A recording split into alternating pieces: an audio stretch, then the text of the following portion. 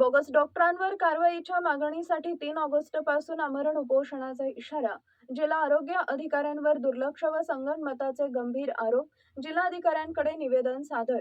छत्रपती संभाजीनगर जिल्ह्यातील बाभरा परिसरासह फुलंब्री तालुक्यात बोगस डॉक्टरांचा वाढता सुळसुळाट थांबवण्यासाठी तातडीनं कारवाई करावी अशी मागणी बाभरा येथील राधेश्याम त्रिंबक हिवाळे यांनी जिल्हाधिकारी कार्यालयात निवेदन सादर केले. मागण्यांकडे दुर्लक्ष झाल्याचा आरोप करत त्यांनी सोमवार दिनांक 3 ऑगस्ट 2026 पासून जिल्हाधिकारी कार्यालयासमोर आमरण उपोषण करण्याचा इशारा दिलाय. निवेदनात हिवाळे यांनी म्हटलंय की बाभरा परिसर व फुलंब्री तालुक्यात अनेक बोगस डॉक्टरांकडून वैद्यकीय व्यवसाय सुरू असून नागरिकांच्या जीवाशी खेळ सुरू आहे. याबाबत गेल्या 4 महिन्यांपासून जिल्हा आरोग्य अधिकारी डॉक्टर अभय बालाजी धानोरकर यांच्याकडे वारंवार तक्रारी करण्यात आल्या, मात्र अद्याप कोणतीही ठोस कारवाई करण्यात आलेली नाही असा आरोप त्यांनी केलाय.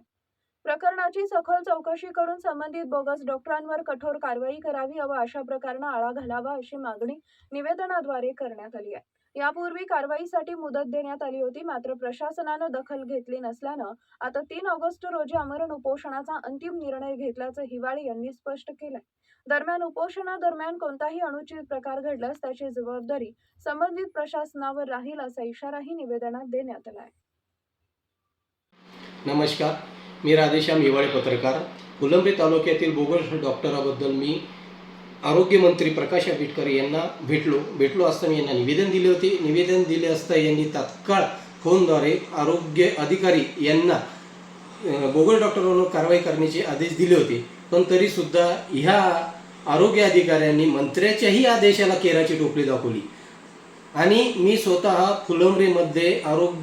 फुलंब्रीचे जे आरोग्य अधिकारी यांना भेटून निवेदनं दिली. वारंवार त्यांना भेटलो, वारंवार त्यांना फोनही केले, सुद्धा त्यांना कुठल्याही प्रकारची कारवाई केलेली नाही. मला तरी असं वाटतं की ह्या बोगस डॉक्टराचं आणि ह्या अधिकाऱ्यांचं काही संगनमत असेल आणि काहीतरी देवाणघेवाण असेल, त्यामुळे हे कुठल्याही बोगस डॉक्टरवर कारवाई करत नाही. बोगस डॉक्टर तर आहेच आहे, पण बंगाली डॉक्टर खूप आहेत, त्यांच्यावर बी कुठल्या प्रकारची कारवाई होत नाही.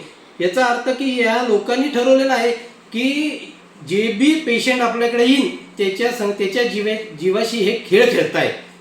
म्हणून मी जिल्हा अधिकारी कार्यालयासमोर 3 ऑगस्टला आमरण उपोषण करणार आहे. या उपोषणाद्वारे माझ्या जीवास काही जीवी हानी झाली त्याचे जिम्मेदार अभय धानोरकर आणि आरोग्य अधिकारी राहतील.